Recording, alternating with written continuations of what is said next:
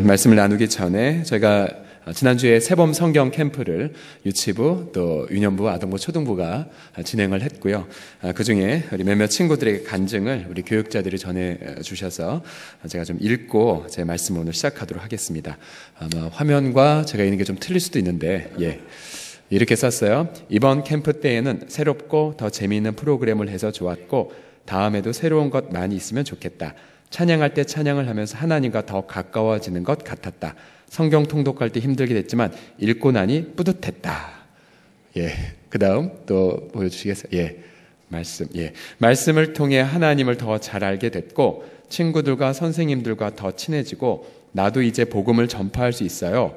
너무 재미있었고 신기하고 은혜로웠어요. 좋은 시간. 크크. 친구들 선생님 은혜 많이 받아요. 라고 적었습니다. 그 다음 맨 처음엔 그렇게 잘 아는 애가 없어서 심심해서 어떡할까 했는데 친한 애들 만나서 정말 좋았다. 예배가 처음으로 기다려졌었다. 찬양도 잘 아는 거여서 좋았다. 기도를 할 때 처음은 아니지만 하나님과 소통한 것 같았다. 교회를 믿는 엄마의 아들로 태어나 정말 기쁘게 생각한다. 교회를 믿는 그 다음에 부모님과 떨어져서 그것도 2박 3일이라는 시간 동안 교회에서 지내보니까 앞으로 부모님께 앞으로는 착하게 대해야 되겠다는 생각이 들었어요. 2박 3일 이렇군요. 앞으로 5박 6일로 좀 늘렸으면 좋겠네요. 그 다음에 새봄 성경 캠프를 지내보고 나니 저도 이제 용기가 생겼다는 것이 느껴졌어요. 새봄 성경 캠프를 지내보고 나니 저는 제가 모르는 저만의 변화가 생겼다는 걸 느끼게 되었어요. 새봄 성경 캠프를 통해서 친구들과 우정도 느끼게 되었어요. 새봄 성경 캠프를 지내보고 나서 내가 나에 대해 더 잘 알게 되었어요. 라고 그렇게 적었습니다. 많은 간증들이 있는데요. 우리 4개 부서가 귀하게 우리 다음 세대를 헌신하여 주셨는데 우리 모든 다음 세대 우리 교사들, 교육자들에게서 다 같이 좀 박수로 좀 격려해 주시겠습니까? 감사합니다. 오늘 저는 마태복음 1장을 가지고 예수님을 닮은 가장에 대한 메시지를 함께 나누고자 하겠습니다. 우선 우리 모든 남성들은 손을 불끈 쥐면서 한번 이렇게 외쳐보겠습니다. 손을 한번 불끈 쥐으시면서 남성들만 이렇게 고백하겠습니다. 예수님을 닮은 남자가 되겠습니다. 라고요. 시작. 예수님을 닮은 남자가 되겠습니다. 그 다음 두 번째로 예수님을 닮은 가장이 되겠습니다. 한번 외치겠습니다. 시작. 예수님을 닮은 가장이 되겠습니다. 자, 아내와 함께 복음사역을 감당했던 베드로는 베드로전서 3장 7절에서 모든 남성들에게 경고를 주는 말씀을 남깁니다. 남편들아, 이와 같이 지식을 따라 너희 아내와 동거하고 그를 더 연약한 그릇이요 또 생명의 은혜를 함께 이어받을 자로 알아 귀히 여기라. 이는 너희 기도가 막히지 아니하게 하려 함이라. 자, 이 말씀을 왜 제가 경고라고 표현했냐면요. 이것은 만일 남편들이 아내를 귀하게 여기지 않으면 어떻게 된다는 구절입니까? 기도가 어떻게 돼요? 막힌다는 구절입니다. 기도가 막힌대요. 하나님은 우리 남편들이 아내와의 관계를 어떻게 하고 있는지를 아주 보신다는 그런 내용이죠. 만약에 남편들이 어떠한 일을 핑계로 아내를 소홀히 여기면 남편들의 기도가 열릴까요? 막힐까요? 막히게 됩니다. 막히게 돼요. 더군다나 만약 남편들이 주의 일 혹은 교회 일을 한답시고 아내를 소홀히 여기면 그럼 어떻게 될까요? 기도가 역시 막히게 된다는 사실입니다. 막히게 돼요. 우리 남성들에게 아주 매우 불리한 말씀입니다. 매우 불리한 말씀이에요. 이 반대되는 구절이 있는가? 혹시 아내들이여 까닭없이 남편들 바가지 좀 그만 긁어라. 너의 기도가 막힐 것이다. 이런 구절을 창세기부터 계시록까지 찾아보았지만 아직도 찾지 못했습니다. 혹시 찾으시면 제게 빨리 얘기해 주시길 부탁드립니다. 그러니까 많은 목사님들이 자신은 주의 종이라고 하면서 집에서도 목사로 살 때가 있습니다. 제 가까운 동료가 이러한 행태를 벌여서 제가 매우 혼낸 적이 있었는데요. 집에 가서 나 설교 준비한다. 애들 알아서 봐라. 그리고 방문 걸어 잠그고 설교 준비하는 목사. 여러분 그러한 목사들의 그 기도를 하나님이 들으실까요? 하나님은 남편의 역할을 생략한 잘못을 결코 좌시하지 않으십니다. 그러게 저도 예를 들어 중요한 사역을 앞두고는 아내와의 관계를 점검하고 조심조심하게 살려고 합니다. 만약에 저도 어떤 일을 핑계한답시고 이 자리에 계신 모든 남성들은 목표 지향적이지 않습니까? 무엇인가 일이 있으면 그 일에 대한 분명한 확신이 있으면 정말 돌진하는 형태가 바로 이 남성들의 하나님이 지어준 특징인데, 만약 그러한 목표 지향적인 삶을 살다가 아내를 소중하게 여기지 아니하면 그러면 우리의 모든 기도가 막힌다는 이 사실, 아마 이 구절은 사도 베드로가 자신의 아내와 더불어 복음 사역을 하면서 어느 날 너무나 복음 사역을 많이 하다 보니 남편으로서 아내를 돌보거나 그런 어떤 가꾸는 의무를 소홀히 했을 때에 예전과 달리 치유도 일어나지 않고 회심의 역사도 일어나지 않는 걸 보고 성령의 감동으로 이 구절을 남겼다는 생각을 하게 됩니다. 그런데 오늘 성경을 보게 되면 우리는 정말로 자신의 아내 또 자신의 가정 식구들을 소중하게 여긴 아주 모델이 되는 가장을 만나게 됩니다. 그는 바로 마리아의 남편 요셉이죠. 요셉은 메시아를 잉태한 마리아, 자신의 약혼녀를 보호하는 모습으로 등장합니다. 훗날 우리가 알다시피 요셉의 이 가정은 온 세상의 구주, 바로 예수 그리스도를 지킨 가정이 되었죠. 가장으로서 이보다 더 아름다운 열매를 맺은 일도 이 세상에 없을 것입니다. 그래서 오늘 저는 성경을 통해 바로 예수님을 닮은 가장에 대해 두 가지만 함께 나누고 싶습니다. 첫 번째로 예수님을 닮은 이 가장은 아내의 이름을 지켜줍니다. 우리 같이 한번 남자들만 같이 읽어보겠습니다. 예수님을 닮은 가장은 시작. 예수님을 닮은 가장은 아내의 이름을 지켜줍니다. 자, 18절과 19절을 보시게 되면 예수 그리스도의 나심은 이러하니라. 그의 어머니 마리아가 요셉과 약혼하고 동거하기 전에 성령으로 잉태된 것이 나타났더니 그의 남편 요셉은 의로운 사람이라 그를 드러내지 않고 가만히 끊고자 하여 라고 말합니다. 그 당시 요셉은 마리아가 부정을 저질러 임신했다라고 단정했습니다. 그러나 이 요셉은 마리아에게 공적으로 수치를 주기를 원치 않았습니다. 아마 많은 분노가 있었겠죠. 그리고 많은 배반감도 느꼈겠죠. 그러나 그는 자신이 느꼈던 실망과 분노를 복수하는 것으로 바꾸지 않았습니다. 오히려 이 마리아의 미래를 염두한 채 조용히 관계를 끊고자 생각을 하고 있었죠. 성경은 이러한 요셉의 자신의 그러한 약혼녀의 허물을 드러내지 않고 덮어주려는 그의 성품을 가리켜 그는 의로운 사람이다 라고 말합니다. 의로운 사람. 요셉은 바로 자신의 아내의 그런 이름을 소중하게 지켜주었던 성숙한 남성이었습니다. 여러분, 이 허물을 덮어주는 것, 이것은 바로 성경에 따르면 진정한 사랑의 행동이죠. 자, 한번 17장 9절을 같이 보시면은 다 같이 한번 읽어보겠습니다. 17장 9절 시작. 허물을 덮어주는 자는 사랑을 구하는 자요, 그것을 거듭 말하는 자는 친한 것을 이간하는 자니라. 예. 우리도 마찬가지이죠. 요셉이 허물을 덮어주는 의로운 사랑을 보여주었던 것처럼 우리가 특별히 가장으로 부름받은 우리 모든 남성들은 자신의 아내의 그런 약점을 자꾸만 들추고 또 그것을 제3자에게 얘기하기보다는 하나님 앞에서 그 허물을 덮어주는 그런 성숙함이 필요합니다.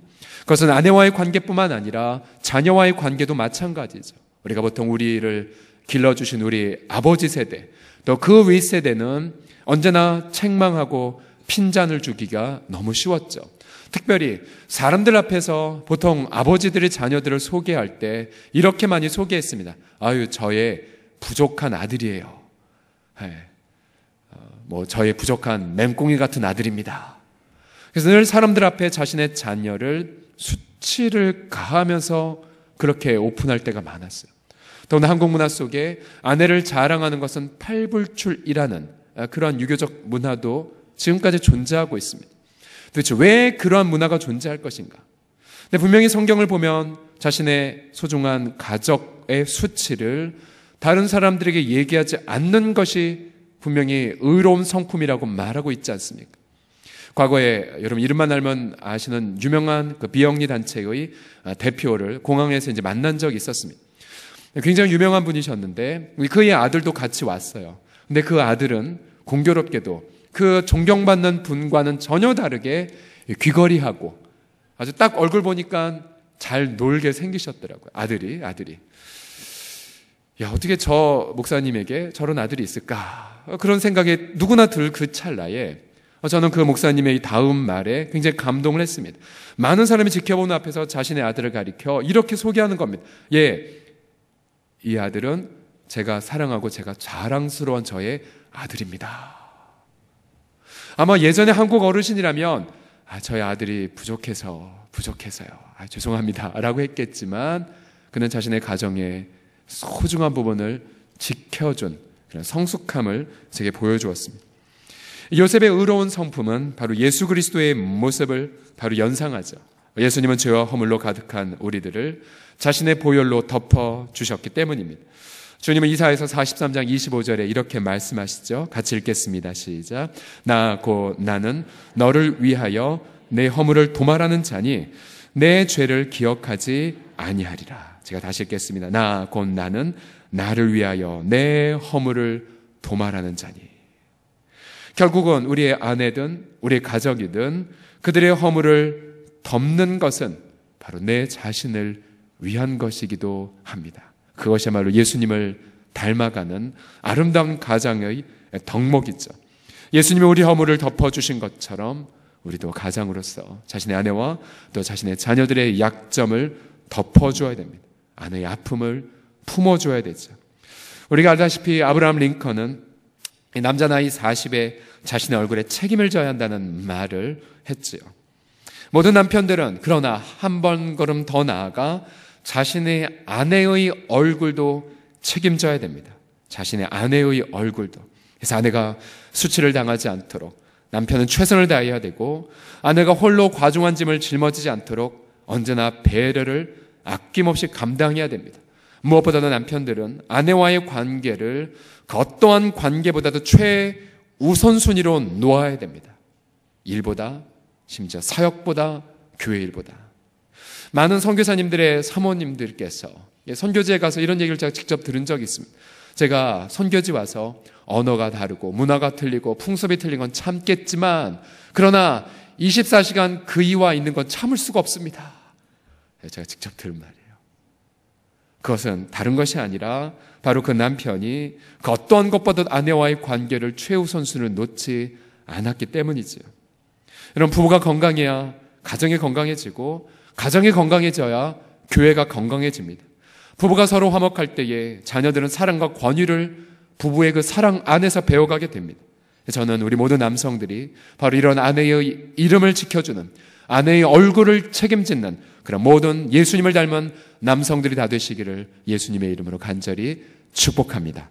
마지막으로 예수님을 닮은 가장은 경청의 행동을 먼저 합니다. 한번 다 같이 따라 하시겠습니다. 예수님을 닮은 가장은 시작. 예수님을 닮은 가장은 경청의 행동을 먼저 합니다. 자, 제가 잠시 성경 퀴즈를 하나 내겠습니다. 자, 생각해 보세요. 성경 인물들 가운데에 출연 시간은 비교적 많았지만 단 한마디의 대사도 없는 인물이 있습니다. 누굴까요? 출연 분량은 많았는데 대사가 한마디가 없어요. 누굴까요? 여러분? 너무 쉬운 문제인데. 지금 우리가 누구를 다루고 있죠? 요셉이 바로 그 인물입니다. 요셉 마태복음 1장과 2장에 걸쳐서 퍽 많은 분량의 등장이 되지만 그러나 여러분, 요셉의 말은 단 한마디도 기록되어 있지 않아요. 그러면 요셉의 말은 기록이 되어 있지 않지만 뭐가 기록되어 있는가? 요셉은 바로 하나님의 음성을 경청하는 자로 기록이 되어 있어요. 늘 가장으로서 하나님의 음성을 듣고 있어요. 그리고 듣자마자 그냥 즉각적인 순종을 하는, 즉각적인 행동을 하는 인물로 묘사되어 있습니다. 자, 그는 가정에 큰 위기가 닥칠 때마다 가장 먼저 주의 음성을 들었습니다. 예를 들어서 가령 부부관계가 깨어질 위기에 있었을 때에 요셉은 주님의 음성을 20절에서 먼저 듣게 되죠. 이 일을 생각할 때에, 즉 약혼녀의 이 수치를 내가 일단 덮어주리라. 그러나 내가 이 관계를 끊겠다라고 부부관계를 이제 종결시키려고 그렇게 작정하는 그 순간 주의 사자가 꿈에 나타나죠. 다윗의 손 요셉아, 네 아내 마리아 되기를 무서워하지 말라. 그에게 잉태된 자는 성령으로 된 것이라. 아들을 낳으리니 그 이름을 예수라 하라. 이는 그가 자기 백성을 그들의 죄에서 구원할 자이심이라 하니라. 요셉은 부부의 관계에 위기에 있었을 때 하나님의 음성을 경청했고요. 그리고 경청한 결과 24절 25절 요셉이 어떻게 행동했는지 같이 보십시오. 다 같이 읽겠습니다. 시작. 요셉이 잠에서 깨어 일어나 주의 사자의 분부대로 행하여 그의 아내를 데려왔으나 아들을 낳기까지 동침하지 아니하더니 나음의 이름을 예수라 하니라. 부부의 위기에 있었을 때 그는 주의 음성을 청종했고, 그리고 눈에 뜨자마자 가장 먼저 행했던 것, 그 명령대로 순종했습니다. 아내를 데려왔어요. 아내를. 자신의 이성으로 이해할 수 없었지만 하나님이 주신 말씀을 믿고 헌신을 한 것이죠. 그리고 아들을 낳기까지 동침하지 않았습니다. 자신의 아내를 자신의 성욕을 푸는 대상으로 삼지 않았습니다. 절제를 하고 그리고는 가정을 지키죠. 그리고 약속대로 아들을 낳자 그 이름을 구속의 언약의 이름 예수님이라고 짓습니다. 이 아름다운 남성의 경청의 행동 때문에 이 세상을 구원할 예수님이 오시게 됐다는 사실을요. 이 요셉의 이 탁월함은 이걸로 그치지 않습니다. 가령 헤롯 왕이 아기 예수님을 살해하고자 할 때에도 요셉은 경청의 행동을 먼저 감행했죠. 마태복음 2장으로 넘어가서 13절과 14절을 보시면 동방박사들이 떠난 후에 주의 사자가 요셉에게 현몽하여 이르되 헤롯이 아기를 찾아 죽이려 하니 일어나 아기와 그의 어머니를 데리고 애굽으로 피하여 내가 내게 이르기까지 거기 있으라 하시니. 그 다음 보세요. 같이 읽겠습니다. 요셉이 시작. 요셉이 일어나서 밤에 아기와 그의 어머니를 데리고 애굽으로 떠나가. 얼마나 즉각적인 순종이었습니까? 밤중에 일어나 바로 짐을 챙기고 이집트로 이민을 가버립니다. 훗날 헤롯이 죽은 후에도 역시 하나님의 음성을 정확하게 요셉은 듣고 그리고 나사렛으로 이제 이주를 감행하게 됐죠.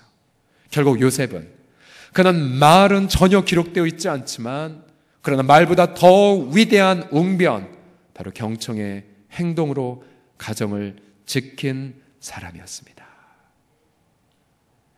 과연 저와 여러분은 가장으로서 가정 안에서 이러한 경청의 순종을 보여주고 있는 자입니까? 우리는 가정의 위기 앞에서 주님의 음성을 먼저 듣고 있는 자입니까? 우리는 사업이 힘들 때나 혹은 직장이 힘들 때에 그 누구보다도 새벽을 먼저 깨우며 주님의 뜻을 구하는 자입니까? 자녀가 진로 앞에서 고민할 때에 주님의 음성을 먼저 듣고 자녀들에게 주님의 뜻을 먼저 나누어 주는 자입니까? 가장으로서 우리는 아내를 향한 약속의 말씀을 받고 그 말씀을 나누어 주고 있는 자입니까? 가장으로서 우리는 가정을 향한 하나님의 꿈을 먼저 듣고 그 꿈대로 가정을 인도하고 있습니까? 만약 우리가 이러한 청종의 삶을 생략하게 되면 그럼 그 가정은 여러 가지 우상이 장악을 하게 됩니다. 청종의 삶이 없게 되면 돈의 우상이 가정을 장악하게 되죠. 교회에선 직분자이지만 세상에서는 세상 사람과 똑같이 살아가게 됩니다. 세상 사람들처럼 불로소득을 추구하게 되고 또 여러 가지 투기에 매이게 되고 각종 중독과 음란에 매이게 됩니다. 과연 우리 남성들은 요셉처럼 청종의 삶을 보이고 있습니까? 세상 사람들은 돈이 있어야 가정을 지킨다고 여기고 집이 있어야 가정을 윤택하게 만다고 말합니다. 그러나 성경은 그렇게 말하지 않습니다. 비록 여러 가지로 세상적으로 부족하다 할지라도 요셉처럼 가족의 모든 식구들이 잠을 자는 새벽의 첫날 아침을 깨워 주의 음성을 듣고 정말로 자신의 가정을 당한 그런 여러 가지 임박한 위기 앞에 주 앞에 홀로 부르짖는 자, 바로 주의 음성을 경청하려는 자, 그에게 있어서 재산은 이 세상의 재물이 아니요 바로 하나님의 돌보심이 그의 재산이고 또 그에게 세상의 그런 그의 부요함은 바로 하나님의 함께하심이 그에게 진정한 부요함이시죠. 그러기에 이 자리에 있는 모든 주님을 사랑함으로 예배하러 온 우리 모든 남성들은 요셉처럼 경청의 행동을 통하여 자신의 가정을 또다시 이 세상을 축복하는 또 다른 예수님의 제자들을 양산하는 그런 복음의 아름다운 요람이 되기를 주의 이름으로 간절히 축원합니다. 지금 평창 동계올림픽이 한참 진행 중에 있는데 올림픽이 될 때마다 떠오르는 위대한 남성 한 분이 있습니다. 우리 청소년들, 청년들에게도 정말 영원한 모델로 삼을 만한 아주 귀한 분이신데요. 그분의 이름 바로 에릭 리들이라는 분입니다. 에릭 리들이라는 분, 1902년도에 영국 스코틀랜드에 태생인 우리 부모님에게서 태어난 분이십니다. 1902년에 태어나서 1945년에 소천하신 분이십니다. 이분은 단거리 대표 선수로서 아주 그 금메달에 유력한 분이었습니다. 1924년 파리 올림픽 때에 영국 대표로 출전을 하였죠. 그러니까 100m에 나가기만 하면 이제 금메달을 이제 국가에 안겨다 주는 것이 예상된 분이었습니다. 그러나 그는 올림픽 예선 경기가 주일에 있다는 것을 알고는 그 경기를 포기해버립니다. 포기해버려요. 난리가 났죠. 이 위선자야, 위선자야. 국가와 주변 지인들이 비난합니다. 삿대질합니다. 그러나 그는 하나님이 자신에게 주신 양심의 자유를 지키죠. 주일날 경기에 나가지 않고 그리고는 예배 드리러 그렇게 가면서 하나님 말씀을 나누게 됩니다. 그러다 한 지인의 도움으로 인해서 자신의 주 종목이 아닌 400m 경기에 출전하게 되죠. 100m 선수가 400m를 뛰는 것은 아이스상초 무리였습니다. 그러나 경기 전 그는 친구로부터 사무엘상 2장 30절의 말씀이 적힌 쪽지를 받습니다. 나를 존중히 여기는 자를 내가 존중히 여기리라. 그는 쪽지를 잡고 전심으로 달려갑니다. 그는 훗날 이렇게 간증하죠. 처음 200m는 나의 힘으로 뛰었고 그런 마지막 200m는 주님의 힘으로 뛰었노라고. 결과는 금메달 47.6초의 세계 신기록으로 금메달을 땄습니다. 그는 명예와 부를 한꺼번에 획득을 했죠. 보통 사람들은 에릭 리들의 이야기를 여기까지만 압니다. 그러나 그의 이야기는 여기서 끝나지 않습니다. 저는 그 다음에 펼쳐질 에릭의 이야기야말로 우리 모든 남성들이 좇아야 될, 또 우리 모든 다음 세대 청년들이 좇아야 될 모델이 된다라고 생각합니다. 그는 그 모든 명예와 부를 뒤로 한 채 중국의 선교사로 들어갔습니다. 선교사로 들어갔어요. 그는 선교사로 살면서 예수님과 같은 삶을 모습을 보여주었습니다. 사랑하는 아내와 또 자신의 사랑하는 자녀들, 모범적인 가장의 모습을 보여주었는데, 근데 그의 마지막 생애는 바로 산둥 수용소에 그렇게 수감된 채 마무리를 하게 됩니다. 그는 중국 사역에 위험을 직감하고 자신의 아내와 자신의 자녀들을 안전한 곳으로 피신시킵니다. 그리고 선교지에 단신으로 들어가서 수용소에 이제 갇히게 되죠. 근데 그는 수용소 시절 하루의 첫 시작을 성경을 통해 경청하는 것으로 하루를 열어갔습니다. 그러면서 그의 마지막 모습을 봤던 수많은 사람들의 증언에 따라서 그의 마지막 모습이 어떠했는지 이렇게 나옵니다. 예를 들어 랭던 길키의 산동 수용소라는 책을 보게 되면 그를 이렇게 추억합니다. 살면서 성자를 만날 기회가 정말 드문데 에릭은 내가 만난 사람들 중에서 가장 성자에 가까웠다.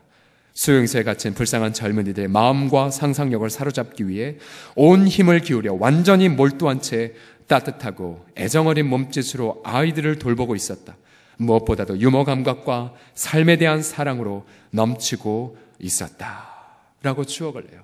성자로 사람들이 이 에릭을 기억하고 있습니다. 1945년 2월 21일 수용소에서 뇌종양으로 소천하였을 때에 그가 남긴 마지막 유언은 하나님께 나의 삶을 완전히 복종한다라는 것이었습니다. 2008년 베이징 올림픽 때에 중국 정부는 그 당시에 영국과 일본이 서로 포로를 교환하는 그 시기에 뒤늦게 이 사실을 하나 밝혀냈습니다. 에릭 리들이 포로 교환 때에 자신에게 그런 자유의 기회가 왔었지만 자신의 기회를 중국에 있는 한 임산부에게 양보했다는 사실도 뒤늦게나마 밝혀졌습니다.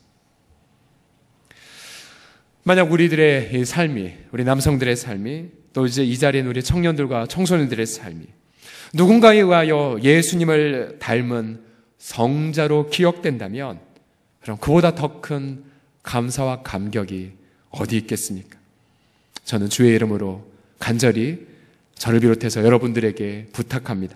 우리 모두 예수님을 닮은 가장이 되십시다. 예수님을 닮은 가장이 되어갑시다. 그리고 이 자리에 계신 우리 모든 자매들도 자신의 배우자 혹은 자신의 자녀들이 바로 그러한 예수님을 닮은 사람이 되어질 수 있도록, 그래서 이 땅 가운데 우리의 인생이 또 다른 성자로 기억되는 그러한 인생을 살아가는 데에 기도와 헌신을 다짐하는 우리 모든 서울로의 남전도의 식구들, 또 우리 서울홍성의 모든 식구들, 또 우리 청소년들이 다 되시기를 우리 주 예수님의 이름으로 간절히 축원합니다. 기도하겠습니다. 우리 다 같이 합심해서 기도할 때에 이렇게 기도하죠. 아버지 하나님, 우리 모든 각 가장들이 하나님의 음성을 청종하는 자들이 되게 하시고, 또 자신의 아내와 자신의 자녀들을 지키는 가장들이 될 수 있도록 함께 기도해 주시고요.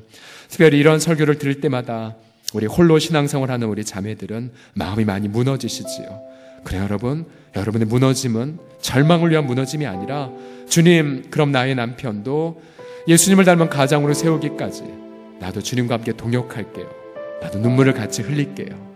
그래서 마침내 우리의 배우자들이 예수님을 닮은 가장이 되기까지, 또 때로는 이미 남편 없이 홀로 가장이 되신 우리 자매들의 경우 소망을 주님께만 두고 특별히 자신의 자녀들을 정말로 예수님을 닮은 성자로 세워가겠나이다라고, 또 오늘 함께 온 우리 청소년들과 청년들도 에릭 리들의 삶처럼 아름답게 성자로 기억된 인생을 살아갈 수 있도록 우리 같이 이 시간 주여 한번 부르고 통성으로 기도하겠습니다. 주여, 살아계신 아버지 하나님, 우리가 주의 말씀 앞에 무릎을 꿇고 고개를 숙이나이다. 아버지 하나님, 우리는 참으로 이 수치를 드러내는 이 문화 속에 훈련을 받았기에 때로는 아버지 하나님 아내를 소중하게 여기기보다는 아버지 일의 희생을 시키고, 또 아버지 나의 어떤 주관에 의하여 아내의 소중한 마음을 배려하지 못한 우리의 죄악들을 이 시간 주 앞에 자백하나이다. 남편들의 이와 같이 지식을 따라 너희 아내와 동거하고 아내를 더 연약한 그릇이요 생명의 은혜를 함께 이어받을 자라 귀히 여기라고 말씀하였거니, 아버지 우리는 주님이 소중하게 주신 평생의 동역자를 너무나 소홀하게 여겼나이다. 우리의 죄악을 용서하여 주시옵소서. 아버지 하나님, 특별히 가정 가운데 임한 그런 여러 가지 위기들 앞에 때로는 부부관계가 흔들리거나, 또 아버지 우리 자녀들의 진로가 막막하거나, 또 우리의 사업터와 또 일터에, 또 아버지 우리의 여러 가지 아버지 주택의 문제로 아버지 위기에 있을 때마다 주님, 우리 남성들이 먼저 주님 앞에 무릎을 꿇고 하나님의 음성을 정종함으로 아버지 우리 가정을 향한 하나님의 인도하심과 하나님의 돌보심을 함께 나누어가는 아버지 진정한 아버지 정종의 행동을 아낌없이 나누는 그런 아름다운 우리 가정들이 되어지도록 성령이여 이 시간에 함께하여 주십시오. 우리 일평생 정말 아버지 예수 그리스도를 닮은 가장으로, 정말 예수님을 닮은 성자로 기억되는 우리 모든 자들이 되어질 수 있도록 우리 주 예수님 붙잡아 주시옵소서. 주님, 예수님을 닮고 싶습니다.